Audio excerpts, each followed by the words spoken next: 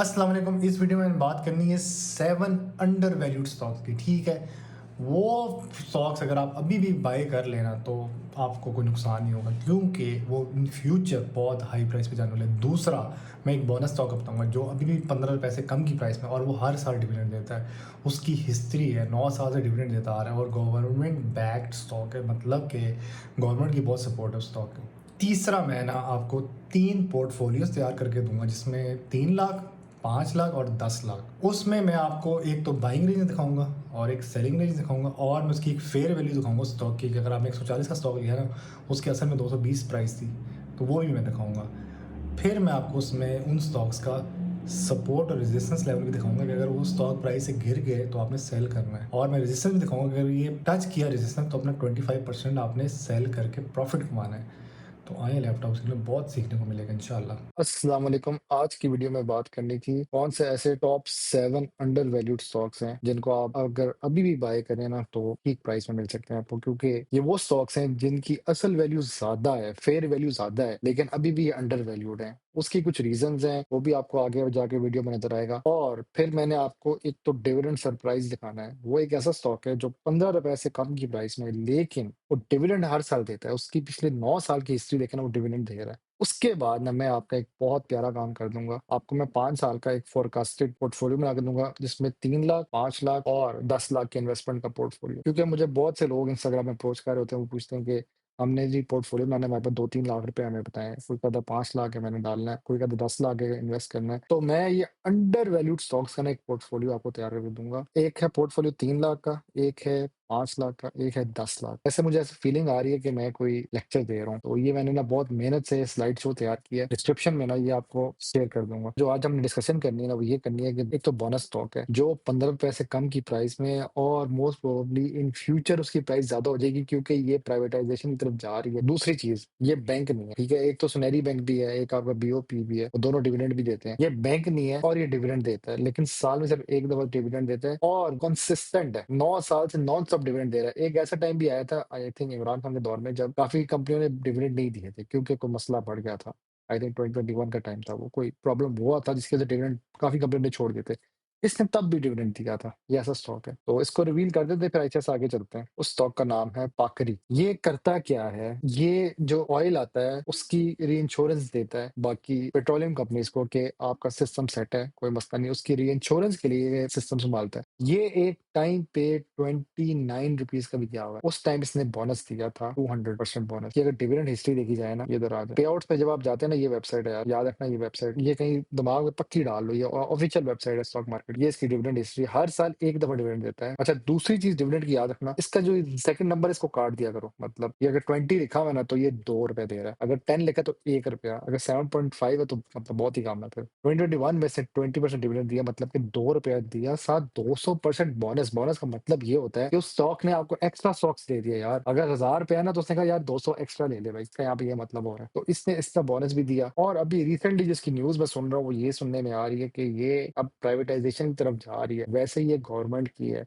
Normally government क्या करती है, अपनी कंपनीज को बहुत बचाती है। इसमें आपका ओजीडीसी हो गया, पीएसओ हो गया, उनको बचाती बहुत है। इस कंपनी का एक ड्रॉबैक ये है कि ऑयल की जो प्राइसेस है वो फिक्स नहीं हो पा रही। तो ग्लोबल पावर के हिसाब से देखा जाएगा, फिक्स नहीं हो पा रही। ईरान इसराइल की जंग की वजह से बहुत मसला आ रहा है। किस प्राइस में लिया जाए, मेरी तरफ से ना 10 से 12 रुपए के बीच में है। अभी ये 13 का है, अभी थोड़ा सा और ड्रॉप होगा तो आप लाजमी बाय करना। अगर हम इसकी जंग की हालत में इसकी प्राइस देखें ना, तो ये उस वक्त आया था 10 के पास, तो ये अपनी फेयर वैल्यू के पास आया था। तब ये इसका वॉल्यूम देख लें, 10 लाख तक वॉल्यूम गया इसका। लोगों ने बहुत ज्यादा बाइंग उस वक्त की थी। मतलब लोगों की नजर थी कि ये डिविडेंड देना है इसने। और इसका महीना याद कर ले, डिविडेंड कब देता है, मार्च और फरवरी के अराउंड ना आपने बाय करना है। मैं यहाँ पे एक आपको टिप देता हूँ, डिविडेंड आपने हमेशा डिविडेंड देने के बाद बाय करना है। अगर ये अप्रैल के अराउंड इसकी प्राइस ना हमेशा ज्यादा होगी, आपको यहाँ पे भी दिखा देता हूँ। ये देखो, अप्रैल के पास ना इसकी 16 होगी ये प्राइस, ठीक है। जब ये पे आउट देगा ना, तो ये ड्रॉप होगा थोड़ा बहुत। अब इसे पे आउट देना है, इसके बाद ये ड्रॉप हुआ, ये ड्रॉप होता गया। इसे पे आउट रिलीज किया यहाँ पे, उसके बाद ये ड्रॉप हुआ, 12 तक गया। आगे जाके फिर वो जंग के हालात और वो करते करते ये 10 तक आया है। अब ये रिकवरी फेज पे जा रहा है वापस। और अगर मैं इसका वैसे एक साल के हिसाब से देखूँ ना,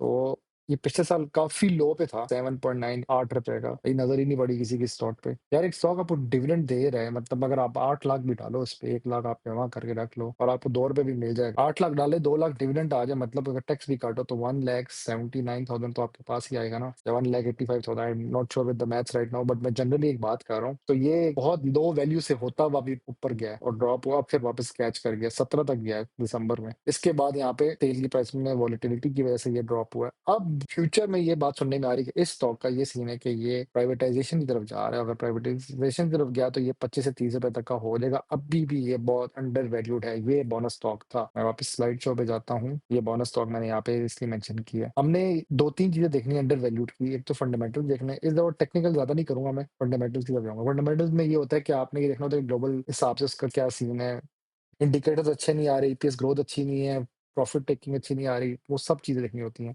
उसकी सेफ्टी मार्जिन देखनी है कि किस पॉइंट पे आप उसको होल्ड करेंगे, किस पॉइंट पे आप सेल करेंगे, उसकी रिपोर्ट अच्छी नहीं आ रही। इनकी क्योंकि क्वार्टरली रिपोर्ट्स वगैरह भी आती हैं ना।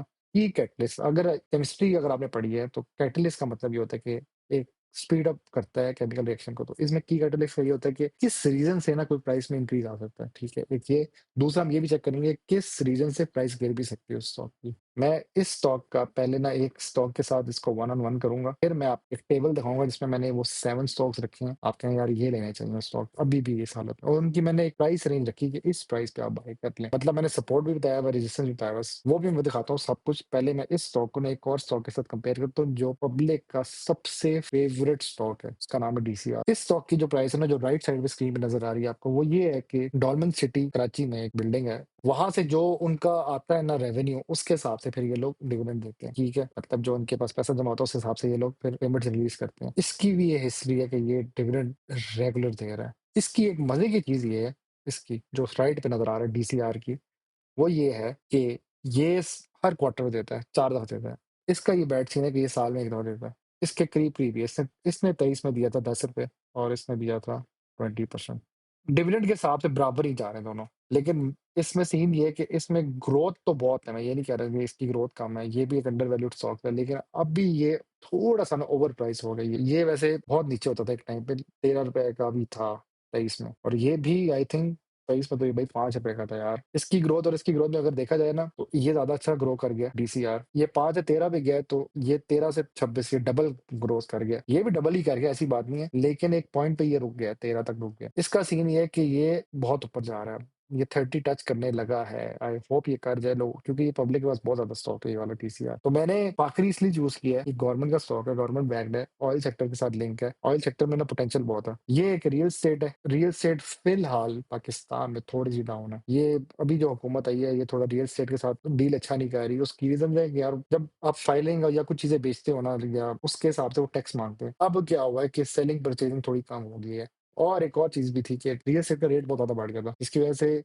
जो ओरिजिनल बायर है वो मार्केट से खत्म हो रहा था। मतलब प्रॉपर्टी डीलर खुद ही एक दूसरे को बेच के खरीद के चीजों का, मतलब जो ₹10 की चीज है उसको ₹100 की चीज करके बेच रहे थे। जैसे रियल एस्टेट का बहुत बड़ा गर्क हुआ है मार्केट में। अब क्या हुआ है कि ऐसा ऐसा वापस जान आ रही है, लेकिन अभी इतनी जान नहीं आई। तो ये रियल एस्टेट वाली साइड पे मैं इसलिए इतना फेवर में नहीं हूँ। मैं इसकी तरफ ज्यादा जा रहा हूँ क्योंकि मुझे ये पसंद भी है और मैंने ये बहुत दफा लिया भी है, और ये भी लो प्राइस पे है। ये 26 का हो गया है, अभी भी ले लो। मैं ये नहीं कह रहा कि बुरा है, आपको ₹18 साल का आ जाएगा डिविडेंड। सरमाया की वेबसाइट पे या यूट्यूब के चैनल में ना, सरमाया की एक वीडियो है, इसमें 72,000 डिविडेंड मिलता है। उसमें ना उस बंदे ने इसी स्टॉक की दिया, लेकिन उसमें उसने जो इन्वेस्टमेंट बताई वो कह रहा है 87 लाख डालो तो 72,000 पर मंथ आपको एक लिहाज से रेंटल इनकम आएगी। यार 87 लाख एक स्टॉक पे, मैं एक बात बता दूं, मैं रिस्पेक्ट करता हूँ सरमाया वाले की, लेकिन कभी भी don't put all eggs in one basket.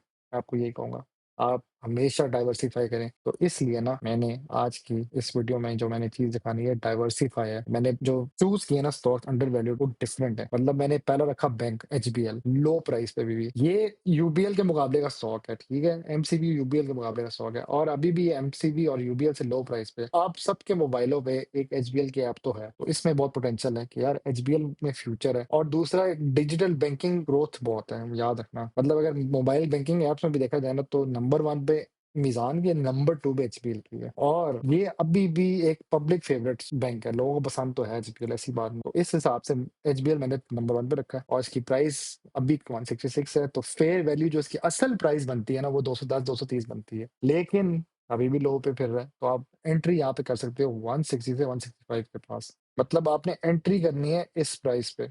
जब ये 160 से 165 के पास है, आप बाय कर लें। यहाँ पे मैंने सपोर्ट और रेजिस्टेंस का जो मेंशन किया, सपोर्ट का मतलब ये होता है कि जब इससे नीचे जा रही होगी प्राइस, तो आपने सेल करना है। आपने अपना लॉस बुक नहीं करना, आपने बचाना है अपने आप को। एक लास्ट सपोर्ट है, इसके बाद क्योंकि फिर वापस नीचे जाएगा ये, वो एक फिर हैवी सेलिंग शुरू हो जाती है। रेजिस्टेंस का मतलब है कि ये इसको ब्रेक करेगा, फिर ऊपर जाएगा। ये मुझसे बहुत से लोग मैसेज में पूछते हैं, कॉल करके पूछते हैं, ये सपोर्ट रेजिस्टेंस क्या होता है? तो मैंने ये टेक्निकल टर्म्स है, जनरली समझा दिया। इधर पिछली साइड में कहीं मेंशन भी हुआ है कि फेयर प्राइस क्या होती है, कि जिस प्राइस पे होना चाहिए इसको, वो है नहीं। यहाँ पे बस मैं थोड़ा सा गलत लिखा हुआ है कि eight which price you should buy, नहीं, इसकी असल प्राइस जो है वो मैं इसको थोड़ा एडिट करके मैं शेयर कर दूंगा उसमें। तो अगर ये 166 से 175 तक जाएगी, तो आप अपना 25%, ये 166 से अगर 175 तक जाए ना, तो यू हैव टू सेल 25%। लाजमी नहीं है, आप प्रॉफिट निकाल लें इसका थोड़ा बहुत, क्योंकि एक वो रेजिस्टेंस शो करेगा। अगर वो ये 175 ब्रेक कर गया, तो ये फिर ऊपर जाता जाएगा, 200 की तरफ जाने की कोशिश करेगा, रेजिस्ट करेगा। अब मैं यहाँ पे एक चीज बता दूं, रेजिस्ट का मतलब यहाँ पे क्या है, अगर इसका नहीं समझ आ रहा क्रिप्टो की टर्म में। यहाँ पे दिखाता हूँ, इधर ना बायर्स जीत गए, ठीक है, सपोर्ट आई, प्राइस पे जंप आया। अब क्या हुआ, सेलर आ गया, सेलर ने गेम खराब कर दी। इसको ऐसे समझ आती है, जिस तरह यहाँ पे अभी बायर जीत रहा है, बायर जीत रहा है, मतलब प्राइस में प्लस आएगा, देखना, बायर जीत रहा है, प्राइस में प्लस आएगा। सेल सेल होगी तो एकदम से रेड होगी, प्राइस गिरेगी। अभी देखना, अभी अभी सिर्फ बायर जीत रहा है, अभी वो शायद 103 से 1036 की तरफ जाएगी बात। लेकिन जैसी रेड आएगा ना, अभी तो तक से जीत ही रहा है भाई, अभी मतलब अभी आया रेड एक छोटा सा, तो थोड़ा बहुत ड्रॉप आएगा। ये आया, हैवी किस्म सेलिंग हुई है। फिलहाल क्या हो रहा है कि सपोर्ट में ज्यादा वजन है, प्लस पे जा रही है, प्लस पे जा रहा है, बिटकॉइन प्लस पे जा रहा है। जैसी रेड आया, ड्रॉप होगा, रेजिस्ट करेगा उसको। तो ये देखो आया ना रेड, 15 मिनट के हिसाब से देखा जाए ना, इसमें ये बता रहा है कि जब रेड आएगा ना, रेजिस्ट करेंगे। मतलब आप एक प्रॉफिट पे जा रहे हो, लेकिन वहां पे एक ऑलरेडी सेल लगा के बैठा हुआ है, तो वो रेजिस्ट करके गिरा देगा वापस प्राइस को।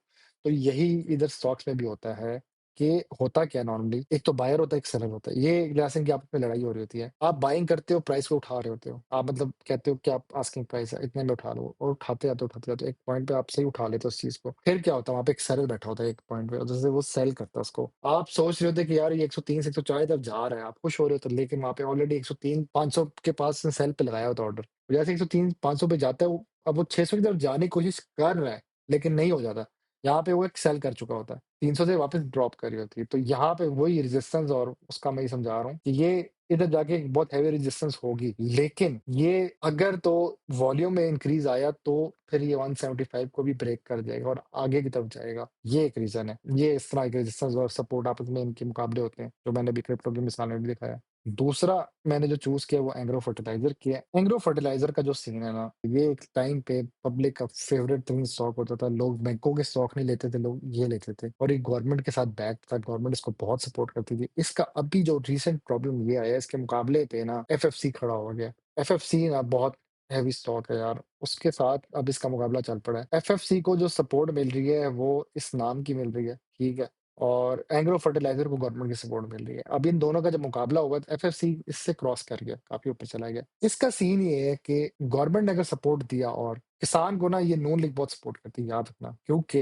हमारी रीढ़ की हड्डी है एग्रीकल्चर। हम जितना मर्जी इंडस्ट्रियलाइजेशन करते जाएं, लेकिन हमें फिर भी फर्टिलाइजर की जरूरत पड़ेगी। किसान, और जब फैक्ट्री और ये एग्रो फर्टिलाइजर फैक्ट्रियों की आपस में डील अच्छी होगी, गवर्नमेंट सब्सिडी देगी, तो ये स्टॉक भी शूट करेगा। क्योंकि ये स्टॉक की पिछले 5 साल की हिस्ट्री देखे तो ये आहिस्ता आहिस्ता ग्रो करता गया है। इस स्टॉक का बेड़ा गर्क एक बंदे ने किया था, वो है, आपको बंदा भी बता देता हूँ, उसका नाम है, ठीक है, no offence to any political party, ठीक है। ये बंदा जब आया था ना, तो इस कंपनी के साथ बहुत बुरा हुआ था। ये किसकी हिस्ट्री है, सन 2016 की बात है। यहाँ पे 16 का डेटा नहीं शो कर रहा, तो उस टाइम मुझे याद है कि इस स्टॉक में बहुत गंदा डाउनफॉल आया था। मैं दिखा देता हूँ, चलो यार, आप अब बात खुल गई है, वो भी दिखा देता हूँ यार। वैसे हैरत की बात है कि एक सवाल है, ये ऑफिशियल वेबसाइट, इसमें 5 से नीचे का जो डाटा नहीं है, 5 साल से नीचे का। इसमें ना इन्होंने 20 साल का डाटा डाला हुआ है। 15 में ये 99 तक गया है स्टॉक। फिर क्या हुआ, हमारे भाई साहब लाते आए हैं, फिर ये ड्रॉप हुई है प्राइस, और ये डाउनफॉल की तरफ गया स्टॉक, ठीक है। यहाँ पे वो एंट्री मारी है हीरो ने। मैं इससे 2-3 दफा मिला हुआ भी हूँ, बंदा बहुत नाइस है, ऐसी बात नहीं है, नो ऑफेंस टू एनी। यहाँ से ये ड्रॉप हुई है इसकी प्राइस। अब लोग कहते होंगे, यार तू कैसे कह देते हो कि यार इसकी प्राइस क्यों ड्रॉप हुई है? मैं वैसे नॉर्मली मेरी वीडियोस में ये होता है, यार यहाँ पे इसका डाउनफॉल आया, यहाँ पे आप है, तो यहाँ पे एक रीजन दे दी डाउनफॉल क्यों आया था। इनकी कुछ पॉलिसीज़ ठीक नहीं थी जिसकी वजह से ये स्टॉक बहुत गंदा गिरा था और ये देखो गिरता गया। 16 में जब एक बंदे ने एंट्री मारी थी। वो गाना याद है ना, तुमने मारी एंट्री और दिल में बजी घंटी डन, फिर ऐसे ऐसी घंटी बजी ना स्टॉक की, इधर ही गिरता गया। फिर आहिस्ता-आहिस्ता बेचारा 59 तक आया यार, 6 तक आया। उसके बाद फिर आहिस्ता-आहिस्ता कुछ अल्लाह ताला ने कोई इस पे जान डाली और फिर ये क्या है 224 240 तक गया है। यहाँ पे आके जिस बंदे ने बाई की वो आज भी रो रहा है कि यार इसको क्या हो गया? मतलब 239 तक टच करके वापस अभी नीचे 180 पे फिर रहा है। 155 भी आया था जंग की हालत में। तो एक तो ये स्टॉक इसलिए मैंने चूज़ किया है। नंबर 2 नंबर पे एग्रो फर्टिलाइज़र। एक बात बता दूँ, लक किसी ने अगर कुछ करना है ना अच्छा काम, वो लक ले ले अभी भी। ये बहुत हाई प्राइस से नीचे आया है। ये देख कहाँ से आया भाई, ये ईरान का मिसाइल एक और नज़र आ गया वो 1700 से वापस आया नीचे।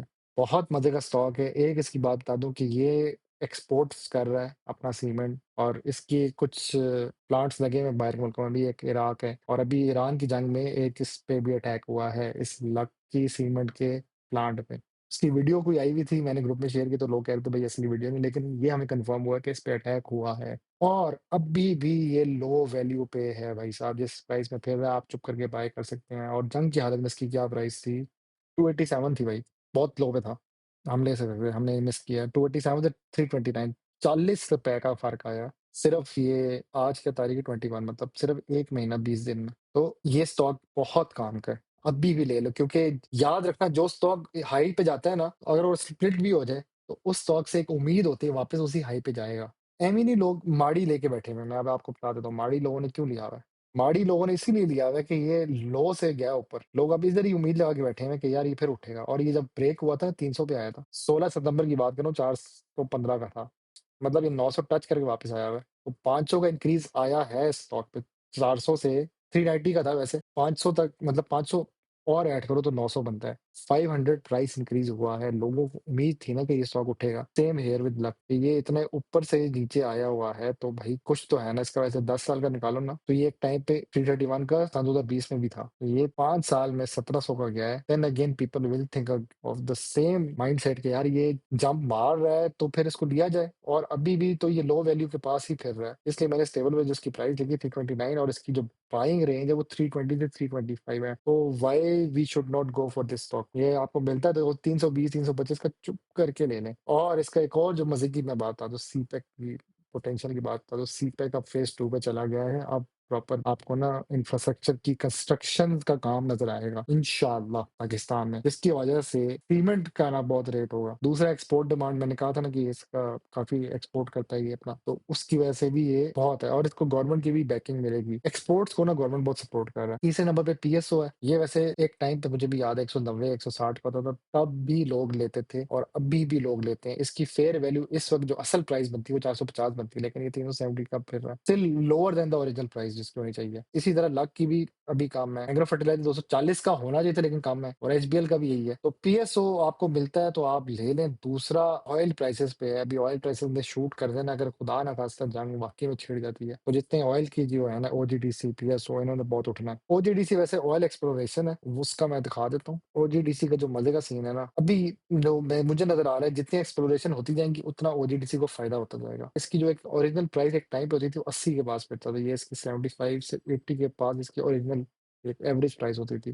तब भी मुझे बड़े लोग कहते थे लो मैंने नहीं लिया। मैं आज भी भुगतता हूँ इस बात को, मुझे ले लेना चाहिए था, 1000 लेके रख लेना चाहिए था। मैं क्या ले बैठा, मैंने जो अपनी एक पहली और आखिरी गलती की थी उस टाइम, मैं आपको ले बैठा था क्योंकि आपको डिविडेंड अच्छा देता था। मतलब कि मैंने इधर ही 23 में ही मैंने ये ले लिया। ये गया है 130 तक, 160 तक भी गया है। मैंने 80 का लेके इधर इधर का ही लिया, 80 के पास इधर का ही लिया। ये 80 का लेके मैं इसको 114 के पास बेच के बहुत खुश हुआ। मैंने कहा भाई 34,000 का फायदा उठा लिया। लेकिन मैंने एक चीज अभी तक से आपको मैं बता दूं, स्टॉक्स को लेके ना बेचो मत, क्योंकि बहुत हैवी जंप्स आ रही हैं आजकल स्टॉक्स में। अगर नुकसान हो रहा है तब भी नहीं बेचना, अगर फायदा हो रहा है तो खाली 25% बेचो। ये मैं आपको एक पर्सनल एडवाइस दे रहा हूँ क्योंकि मैंने जो 8 साल में फील किया है ना, हर स्टॉक उठा है। पाकिस्तान की दुनिया की वाहिद स्टॉक मार्केट है जिसमें स्टॉक मार्केट आसमान पे है और लोग जमीन पे रो रहे हैं कि भाईजान महंगाई बढ़ गई है। ये वाहिद स्टॉक मार्केट है। इन्फ्लेशन बहुत ज्यादा है लेकिन स्टॉक्स भी बहुत ज्यादा ऊपर है। वो कहते हैं ना महंगाई आसमानों से बातें कर रही, स्टॉक्स भी आसमानों से बातें कर रहे हैं। ये वो वाहिद स्टॉक मार्केट है। नंबर 2 पे है, किसी ने मुझे तक से कमेंट में नहीं बताया नंबर 1 किसकी स्टॉक मार्केट है। ये जो 5वें नंबर पे स्टॉक है ना, एमटीएल, ये मिलेट ट्रैक्टर है। इसको मैं ना पिछले 5 साल से ना वॉच कर रहा हूँ। ये है मजे का स्टॉक। ये क्या करता है, किसानों के साथ डील मारता है, उनको ट्रैक्टर्स ना एक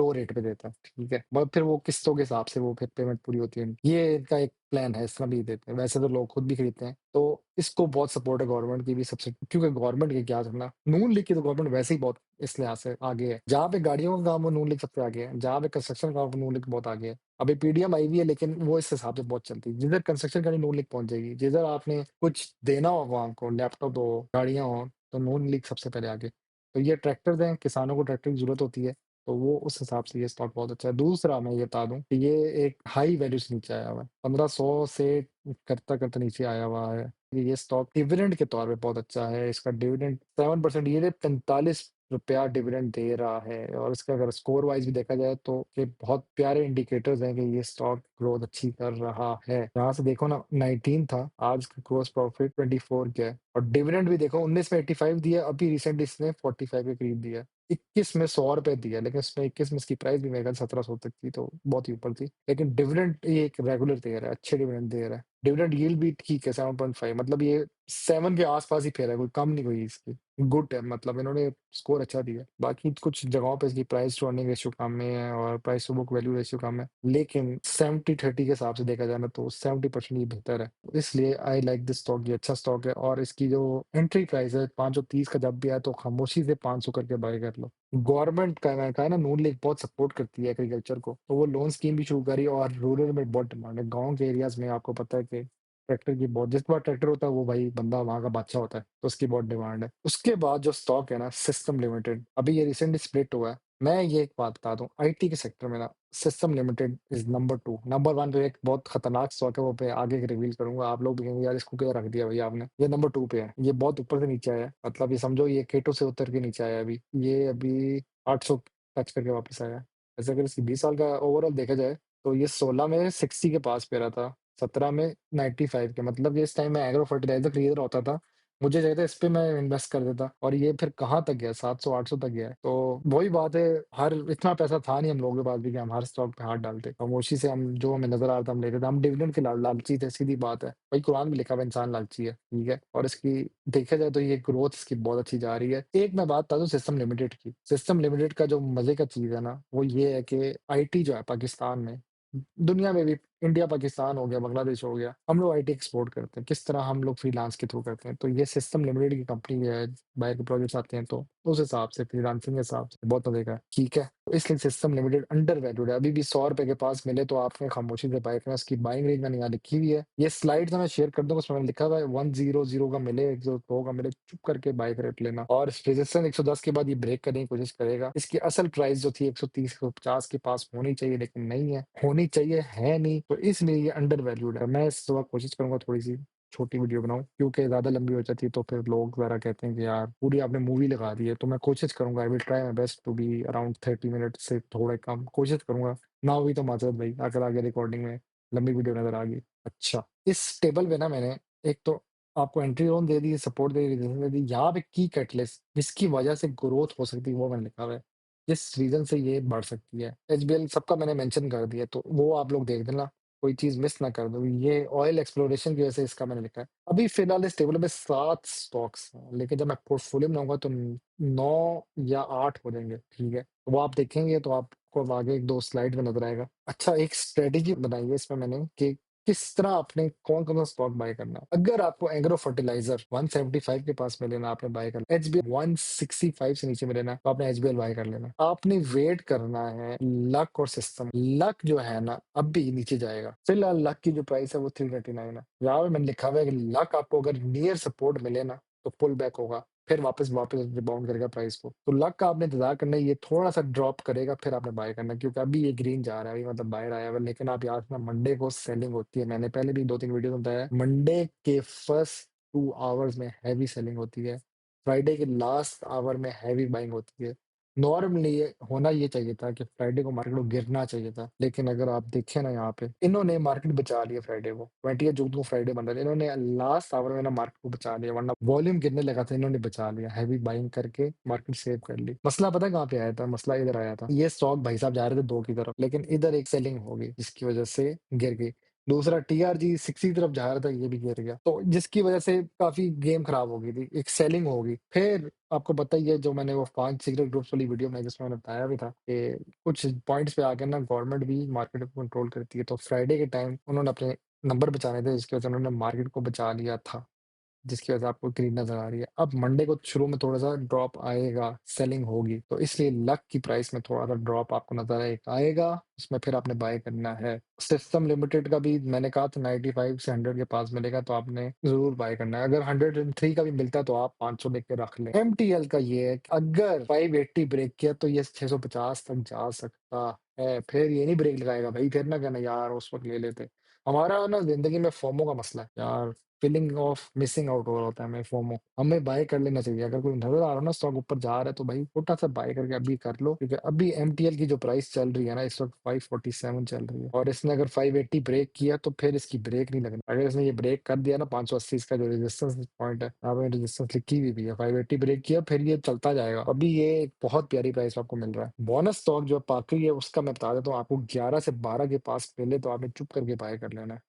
एक तो सीन ये है कि डिविडेंड भी अनाउंस करता है, ठीक है? जिसकी वजह से मैं कहता हूँ कि आपको जब डिविडेंड अनाउंस हो स्टॉक में ना प्राइस में जंप आता है। वो मैं दिखाया भी था आपको कि जब भी एक स्टॉक में डिविडेंड अनाउंस हुआ तो प्राइस में जंप्स आए हैं। ये अप्रैल के बाद डिविडेंड अनाउंस होता है इसका। ये लास्ट डेट था इसका अप्रैल 7 जब इसने डिविडेंड रिलीज़ करना था। उसके बाद फिर ये ड्रॉप होना शुरू हुआ है। तो जब ये पीक पे जाए ना किसी भी डिविडेंड के पॉइंट पे, जब कोई स्टॉक डिविडेंड रिलीज़ करने लगे, उसकी लास्ट डेट जो जिसमें उसने अगले दिन एक्स होना है, आप उस टाइम क्या करें, इसका 25% सेल कर दें। मतलब आप अभी तो बाय करके रख लें, आप मतलब कि 1,30,000 डाल के रख लें।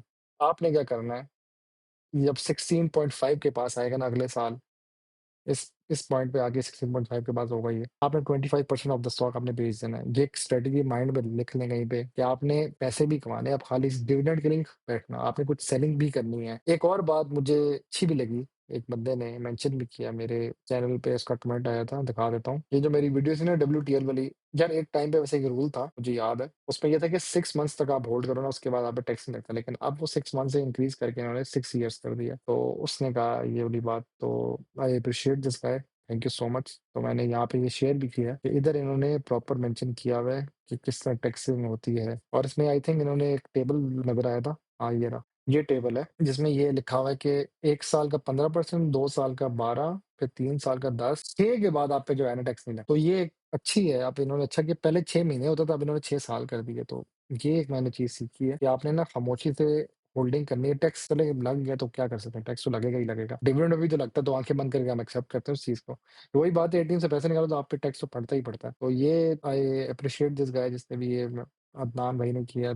तो मैं देखो मैं भी रिसर्च करके चीज़ें पोस्ट करता हूँ। मैंने यहाँ पे एक यूरिया की प्राइस कंफर्म करने के लिए प्रॉपर सर्च किया कि फर्टिलाइज़र की इस वक्त लेटेस्ट प्राइस क्या है, ताकि मैं इधर कहीं पे मेंशन करूँ अपने। ये देखो एग्रो फर्टिलाइज़र का टेबल मैंने यहाँ पे 3400 पर बैग के हिसाब से फिर लिखा है। मैंने कहा यार कोई चीज़ गलत ना हो जाता है इंसान से गलत। मैं वीडियो बनाने से पहले रिसर्च करता हूँ, 5-6 दिन रिसर्च करता हूँ, छठे दिन पे मैं वीडियो बनाना शुरू करता हूँ। मैं कहता हूँ कोई चीज़ मिस ना हो जाए मेरे से। तो I appreciate the guy who check that, और उसने मुझे बताया कि भाई 6 साल बाद ज़ीरो टैक्स होता है। पाखरी का मैंने कहा था कि 25% आपने बेचना है और आपने होल्ड करना है बाकी 50%, और अगर तो वो 18% तक चला गया, अब क्योंकि मैंने कहा था प्राइवेटाइजेशन की तरफ जा रही है बात, तो ये गवर्नमेंट से अभी प्राइवेट सेक्टर की तरफ स्विच होने का मूड बन रहा है इस कंपनी का। कोई मोस्ट प्रोबेबली बिस्मिल्लाह करेगा और इसकी बिडिंग शिडिंग होगी तो ये जाएगा, तो फिर ये शूट कर सकता है। तब आपने क्या करना है, जब ये प्राइवेटाइजेशन की तरफ जाएगा तब आपने 50% सेल करना है। मतलब आप 13 का लेके बैठे तो आपने 50% सेल करोगे 18 का, तो आपको ₹5 के हिसाब से फायदा होगा। मतलब 1,30,000 की जगह आप लोग 1,80,000 का बेचेंगे, और बाकी 25% आप होल्ड करेंगे कंफर्म करने के लिए कि प्राइवेटाइजेशन होती भी है कि नहीं होती। मतलब अभी आपने 18 तक का इंतजार करना है कि 18 तक जाएगा,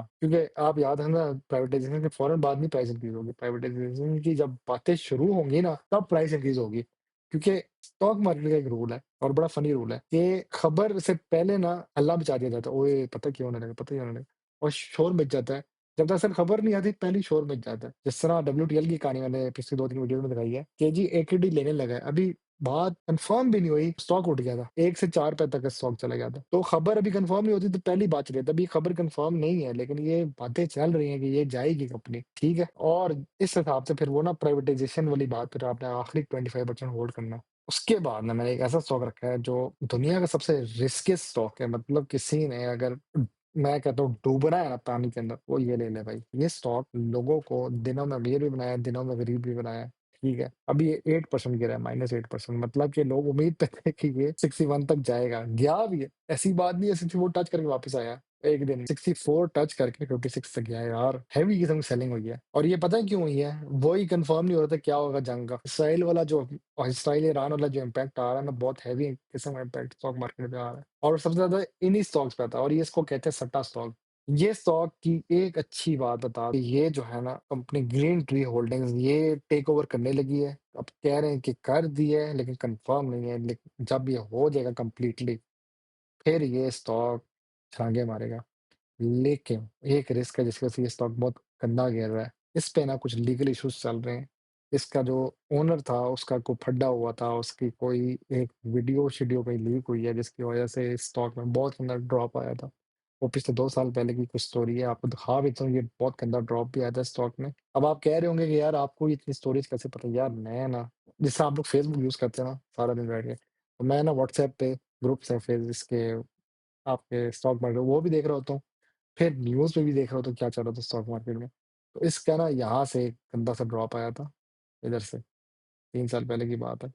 और वो क्या आया था रीज़न क्या था इसका एक स्कैंडल लीक हो गया था। मतलब ये गंदी बात है जिसकी वज़ह से उन्होंने फिर वो उसकी कमेटी बनाई तो उस बंदे को निकाल दिया जो पता नहीं उसका सीईओ था या ओनर था उसको निकाल दिया। उसके बाद ये भाई बहुत गंदा गिरा 100 तक गया है। वो लोग कह रहे थे इसको लेना कब है? मैं यहाँ पे आ रहा था 112 के पास। मैं कहा अब लूँ? तो मुझे ब्रोकर ने कहा था भाई ये इतना गंदा गिरेगा 30 के पास आएगा। और लेट्स सी कि आया भी था कि नहीं आया था।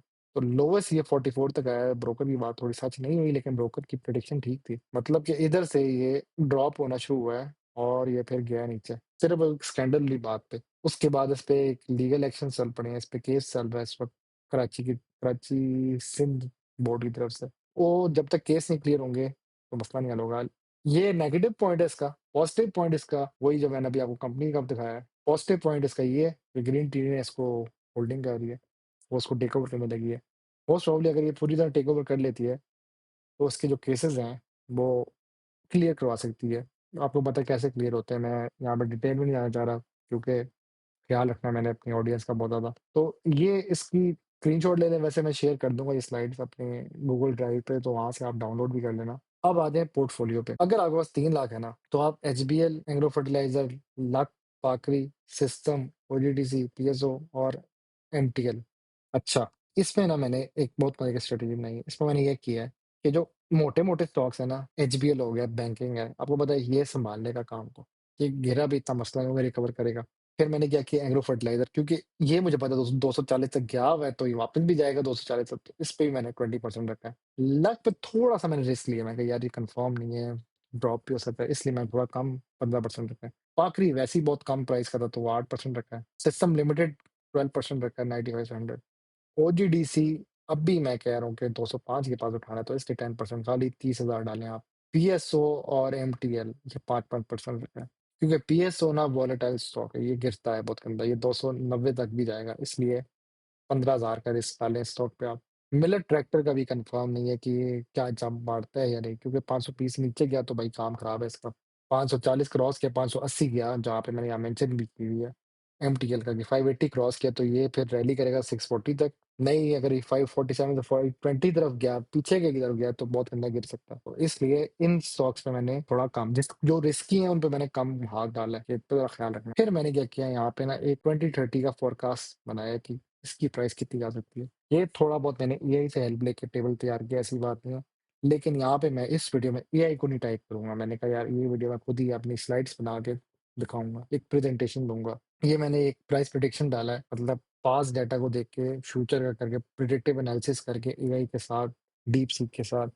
तो मैंने ये कहा है कि अगले 5 साल में इंशाल्लाह एचबीएल की प्राइस अगर 160 है तो 350-400 जा सकता है। मैंने कहा था ना एचबीएल, यूपीएल और एमसीबी के मुकाबले का स्टॉक है, तो ये जा सकता है।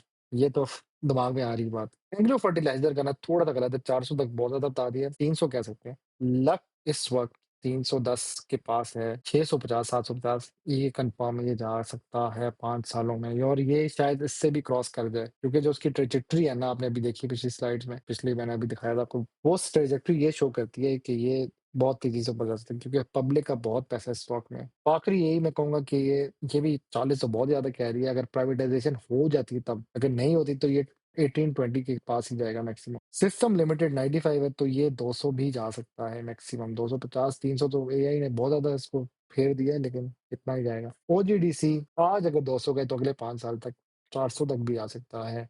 पीएसओ 360 का है तो 370 से लेके अब ये 700 तक भी जा सकता है। एमटीएल है 1000 तक कंफर्म जाएगा, लिख लो। 5 साल बाद कोई बंदा आएगा तो ये इस टेबल को लाज़मी देखना कि क्या प्राइसेज़ चल रही थी। अब मैं एक पीएसओ की चीज़ दिखाना चाह रहा था। वैसे मैं ना ज़्यादा फैन इस स्टॉक का हूँ एटीआरएल का। आई लाइक एटीआरएल मोर। अच्छा स्टॉक है, बुरा नहीं है।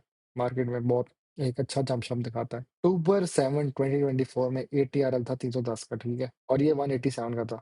186 और 310, 300 से 600 तक गया है और ये 180 से 370 तक गया है। तो मैं यहाँ कहना ये चाह रहा हूँ कि अगर ये 1 साल में ये 3 गुना बढ़ा है, तो अगले 5 साल में आप अंदाज़ा लगाओ, जो यहाँ पे उस ट्रैजेक्टरी को फ़ॉलो करते हुए कि 1 साल में ये 3 गुना बढ़ा है, तो वो जिस तरह वो उसने वहाँ अंदाज़ा लगाया है कि 100 से 300 तक गया है, तो अगले 5 साल में 300 से 700 तक जाना इसके लिए मुश्किल नहीं है पीएसओ के लिए। तो वो ट्रैजेक्टरी का उसने माइंड में रखा है। एमटीएल का भी यही बोला कि ये 500 से 1000 तक जाते हुए अपने डबल को कर सकता है। 85 से 120% इंक्रीज़ कर सकता है। तो ये कहानी है। दूसरा मैंने यहाँ पे ना एक टर्म लिखी थी सीएजीआर का मतलब इधर लिखा हुआ है, कंपाउंड एनुअल ग्रोथ रेट। मेरी यूट्यूब पे एक वीडियो है, आपको दिखा भी देता हूँ। ये वाली जो वीडियो है ना कंपाउंडिंग की मेरी, इसमें मैंने ना ये दिखाया था कि अगर यूबीएल आपने 95 को उठाया होता ना उस टाइम 2017-18 में, तो आज वो 530 के पास फिर रहा है। मतलब अगर आप चलो कहते हो 1 लाख उठाया होता ना, तो आज वो 8 लाख होता। तो वो ये वीडियो है जिसमें मैंने कंपाउंडिंग का बताया। तो ये सीएजीआर की कैलकुलेशन ना इस वीडियो में हुई हुई है। तो ये है compound annual growth rate.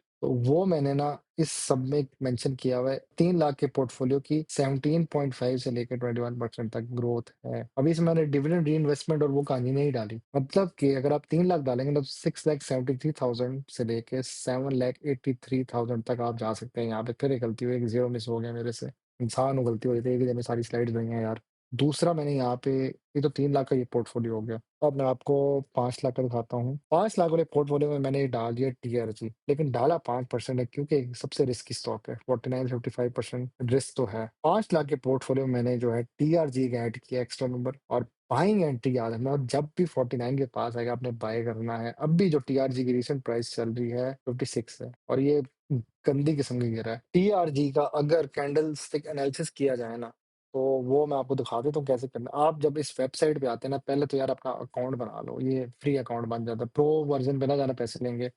Pakistan है, हम पैसे नहीं देते भाई।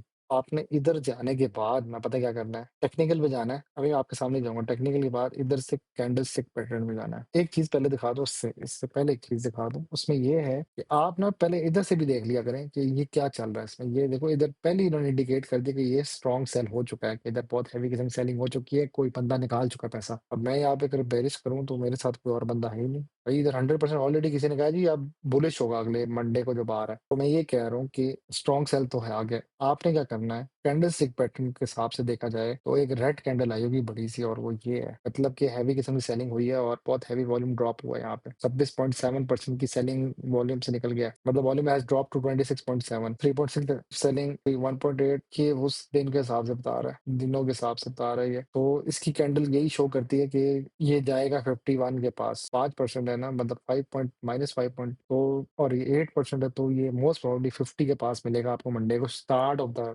डे। आगे ये इंक्रीज करेगा आई नो, लेकिन ये अभी भी एक बाइंग रेंज में आ रहा है, और बाइंग रेंज मैंने यहाँ पे मेंशन की हुई है 49 से 55। अभी इसकी जो प्राइस चल रही है 56 चल रही, तो ये बाइंग रेंज की तरफ आ रहा है। 49 आया तो बाय कर लेना। तो टीआरजी का ये सीन है, और ये मैंने 5 लाख का इस पोर्टफोलियो समझा है, क्योंकि यार मुझे बहुत लोग मैसेज भी कर रहे थे यार 5 लाख का प्लान है भाई, 4 से 5 लाख का। तो वो 4 से 5 लाख का ये है। इसमें मैंने ये किया कि बैंक, वही बैंक सबसे ज्यादा रखा है क्योंकि बैंक सेफ साइड होती है।